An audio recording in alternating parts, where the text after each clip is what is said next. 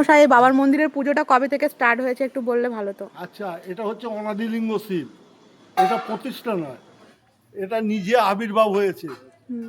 এইখানে থেকে কিছু দূর গিয়ে নিম্নে বলে একটা গ্রাম আছে, সেই গ্রাম থেকে গরু আসতো এখানে চড়তে। তা ঘোষ মশাই দুধ পায় না, রাখালদের সঙ্গে ঝগড়া হয় যে দুধ গেল কোথা। ওই গরু এসে এইখান থেকে এসে বাবার মাথায় দুধ দিতে শুরু করে, দুধ দিয়ে আসতে দুধ পড়ে।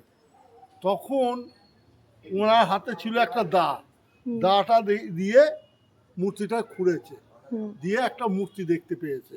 তখন ওই ঘোষকে খবর দেয় যে আমি এইখানে আবির্ভাব হয়েছি, তুই পুজোর ব্যবস্থা কর। তখন থেকে পুজো শুরু হয়। এটা প্রতিষ্ঠা দেবতা নয়। আর যদি মন হয় এগিয়ে গিয়ে শিবলিঙ্গটা তুলে নেওয়া যাক। তো আমরা এখন বাবার মন্দিরের ভেতরে যাচ্ছি। হ্যাঁ, জয় বাবা। শিবলিঙ্গটা তুলে নেওয়া হোক।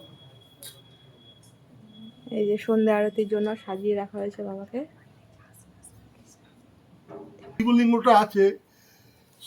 দুপুরবেলা উনি বলেছে 2.5 কাঠা চাল দিয়ে তখনকার দিনে আমাকে পুজো দিবি, আর এই সন্ধেবেলায় এই দুধ দিয়ে সেচল দিবি। প্রত্যেক দিন দুধ দিয়ে সেচল দেওয়া হয়, তার জন্য এখানে দুধটা রাখা হয়েছে, তাই তো? ওই যে দুধটা দিয়ে ওইটা প্রত্যেক দিন। কিন্তু বাবাকে আর ছোঁয়া যাবে না, বাবাকে স্পর্শ করা যাবে না। ও আচ্ছা, বাবাকে আর স্পর্শ করার কোনো ব্যাপার নেই। ওই যা হয় ওপর থেকে করতে হবে। আচ্ছা।